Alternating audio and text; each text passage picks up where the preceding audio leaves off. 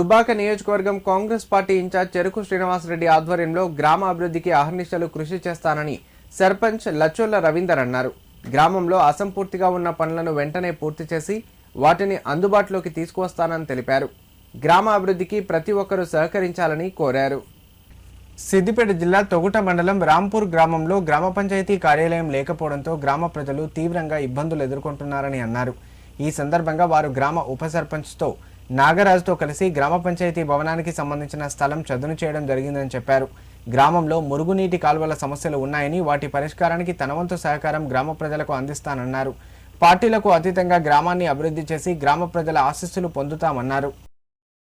ఈరోజు దాని భాగంగా ఇక్కడ గ్రామ పంచాయతీ మరియు ఇక్కడ మనకు కమిటీలు ఒకటి బీడీ కార్మికులు కూడా ఒక సెటర్ వాళ్ళకు ఇవ్వాలని వాళ్ళ చాలా నుంచి వాళ్ళ ఆకాంక్ష ఉన్నది.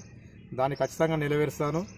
మళ్ళీ కూడా చెరుకు సీన మనకు వచ్చేసి దీనికి గ్రామ పంచాయతీ ఓపెన్ చేయడం వాళ్ళకి చిన్న చిన్న మొక్కలు పిచ్చి మొక్కలు అనేది ఈరోజు మనం జేసీబీ పెట్టి తీయడం జరిగింది.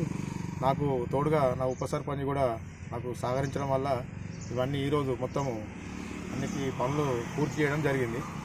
ఇంతకుముందు కూడా మనకు అన్ని పనులు గ్రామకు ఏదైనా అభివృద్ధి కోసమే నా లక్ష్యంగా నేను పనిచేస్తానని నా మనస్ఫూర్తిగా నేను చెప్పుకోవడం జరుగుతుంది.